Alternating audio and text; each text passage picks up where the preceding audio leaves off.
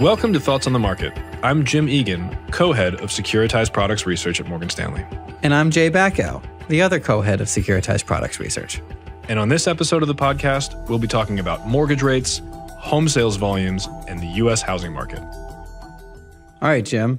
Mortgage rates are down. Sales volumes are up. Is the housing market back? Sales volumes might finally be inflecting higher, or at least they might actually be finding that bottom. If we look at the seasonally adjusted annualized figures that came in December, pending home sales increased 8% to their highest level since July. Purchase applications, which a little bit more high frequency, we have them through January, they're up 23% from the lows that they put in late October, early November. All right, that sounds good, but seasonally adjusted annualized figure sounds like a mouthful. Can you lay that out a little easier for us? I think that these numbers just need to be put into a little bit more context. Yes, pending home sales were up 8% month over month. But if I look at just the December print, it was the weakest pending home sales print for that month in the history of that index. Now, relative to 2022, it is improving. It was only down 1% from December of 2022, and that's the lowest decrease we've had since 2021. But these numbers still aren't strong. Going around the horn to some of the other demand statistics, existing home sales finished 2023 down 19%. But they also strengthened into year-end, only down 9% in the fourth quarter. New home sales, as we've mentioned on this podcast before, that is the demand statistic that has actually been showing growth, up 4% in 2023 versus 2022, up 15% in the second half of 2023 versus the second half of 2022. All right, so we've got a pickup or an inflection in housing activity, and we've had mortgage rates coming down. Affordability is also going to depend on home prices. So where does all this stand? Right. So because of those home price increases that you've mentioned, the monthly payment on the median priced home is still up almost $100 year over year. But the path of affordability, the deterioration that we've been talking about, it's as small as it's been since February 2021. And if we're not looking at this on a year-over-year basis, if we're just looking at this on a month-over-month or every 2-month basis, the 2-month increase that we've seen in affordability is the steepest increase or the steepest drop in unaffordability, if you will, since January of 2009. Suffice it to say, we think this is a much healthier housing market than 2009.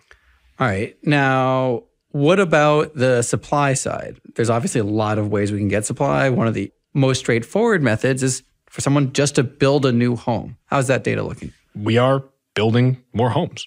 As new home sales have moved higher, single unit housing starts have moved higher as well. Now, from cycle peak, which we estimate as April 2022, single unit starts fell about 23% through the middle of 2023. And another thing that we've talked about on this podcast in the past is that build timelines have been elongating, and that was leading to a backlog in homes actually under construction. That decrease allowed that backlog to clear a little bit. And since the middle of 2023, June till the end of the year, single unit starts were actually up 7%. We are building more homes. All right. Now, so new home sales are clearly literally new homes, but people can also list their existing homes. What's that data look like? Listing volumes are higher as well. In fact, as of this month, I can no longer say that we are at historic lows when it comes to for sale inventory. While inventories also climbed throughout the second half of 2022 into the first half of 2023, that historic low statement is something I could have made every month for the past 8 months. It's a statement I could have made for 41 of the past 54 months. Months of supply did retreat a little bit in December, but when we think about our models for housing activity and really for home prices, it's that growth in the absolute amount of for sale inventory that really plays a big role. All right. I don't have a PhD in economics. You're the housing strategist. If we have more supply, does that mean prices are coming down? That's what we think. We continue to think that these for sale inventory increases that are happening alongside what we do continue to believe will be sales growth in 2024, and we think we're seeing the first signs of now, are going to be enough to bring home prices moderately negative in 2024. And alongside these recent activity prints, the most recent home price print was actually just a little bit softer than we thought it would be.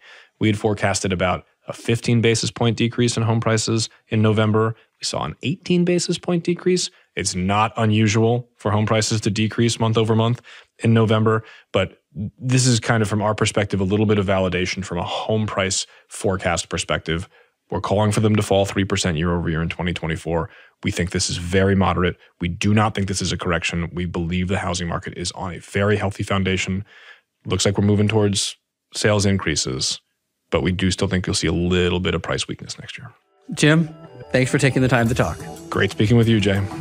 And thanks for listening. If you enjoy Thoughts on the Market, please leave us a review on the Apple Podcast app and share the podcast with a friend or colleague today. The preceding content is informational only and based on information available when created. It is not an offer or solicitation, nor is it tax or legal advice. It does not consider your financial circumstances and objectives and may not be suitable for you.